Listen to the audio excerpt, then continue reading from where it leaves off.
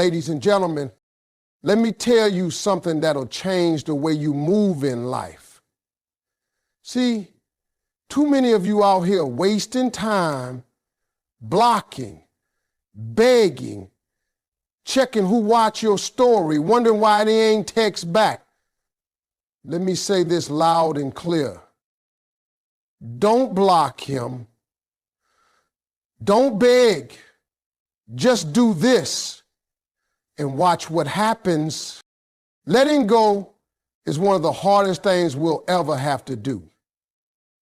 We hold on because we believe that if we try just a little harder, love a little deeper, prove ourselves just a little more, we can make someone stay. But the truth is, holding on to someone who no longer values your presence doesn't prove your strength.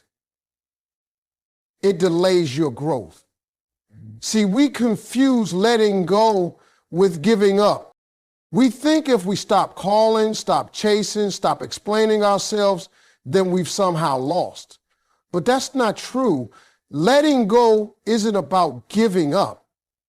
It's about choosing yourself. It's about understanding that peace is more important than being right, being chosen, or being understood. When you let go, you're not walking away from love. You're walking toward your healing. Growth never comes in comfort zones. Sometimes God removes people from your life not to hurt you, but to free you. The space that person occupied in your mind and heart can now be filled with purpose, peace, clarity, and power. You'll start to notice things you didn't before. You'll start to dream again. You'll laugh without having to check your phone to see if they notice. That's growth. That's freedom. So don't see letting go as a loss. See it as a graduation. You're leveling up. You're learning to stop begging for crumbs when you were meant for the table. The longer you cling to what's not meant for you, the more you delay what is. Letting go means believing you deserve more.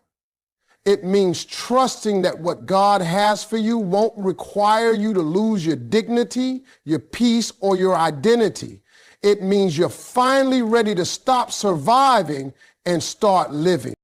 So many people walk around thinking they ain't good enough because someone walked away, somebody left, someone stopped calling, stopped caring, and now you're sitting there questioning everything about yourself, your worth, your looks, your personality, even your future. But let me tell you something real and raw. Your value was never tied to who stayed. It was never about who clapped for you, who responded to your text, or who finally chose you. If someone leaving is all it takes to break your spirit, then you've been investing your power in the wrong place. People come and go. That's life. That's seasons. It's growth. But your worth, that doesn't move. It doesn't shrink just because someone else couldn't recognize it. Some people are blind to gold because they're used to dirt. Some people can't love right because they never learn how to love themselves. And here you are taking it personal. Don't. You are valuable because of what's in you, not what someone else can see in you. You don't need outside confirmation to be complete. The right people will see your light without you having to dim it, chase them, or constantly remind them you exist. But you've got to believe in that light before anyone else can. You've got to own your story, even the messy parts, and stop waiting for someone to come back and validate your pain.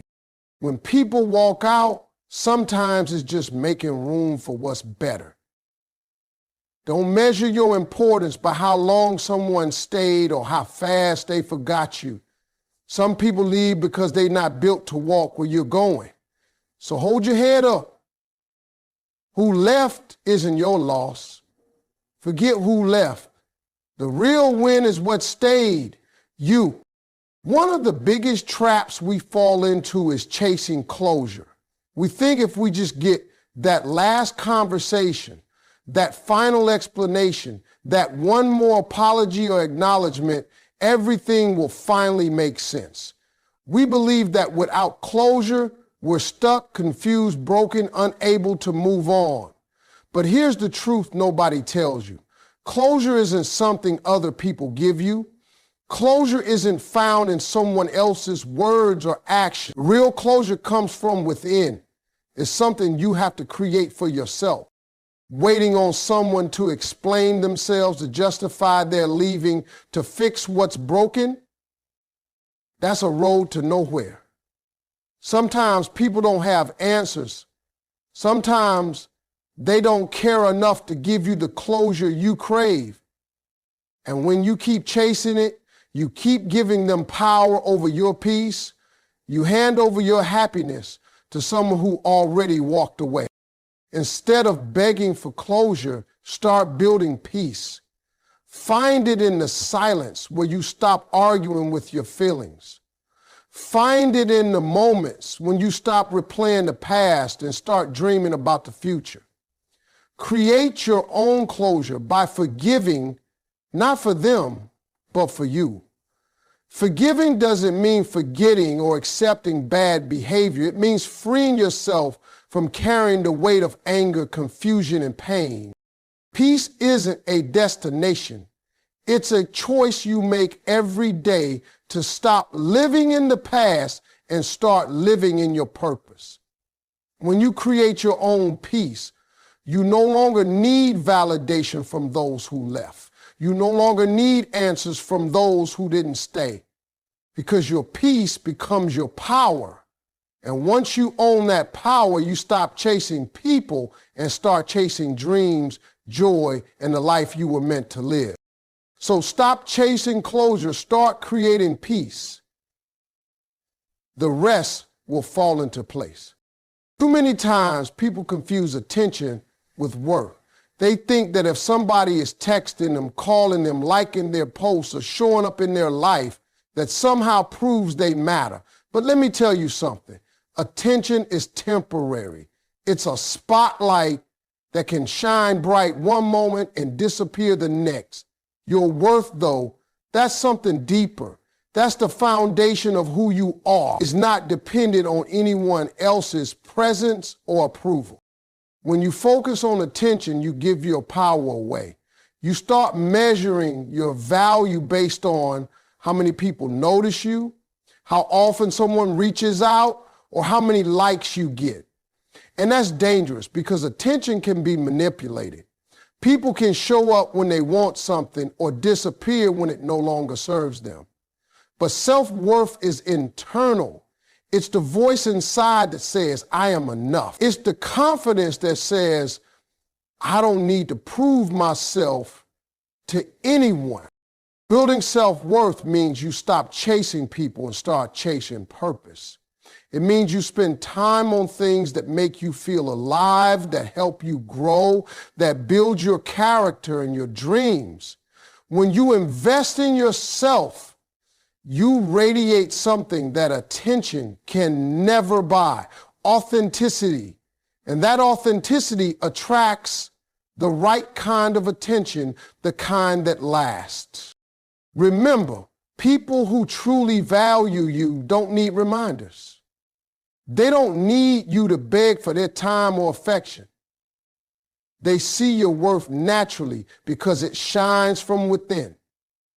So stop trading your peace for someone's inconsistent attention. Stop trying to be noticed and start being known by yourself first and foremost.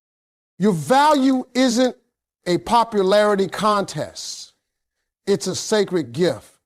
Protect it, nourish it, and watch how your life changes when you respect yourself more than you demand attention.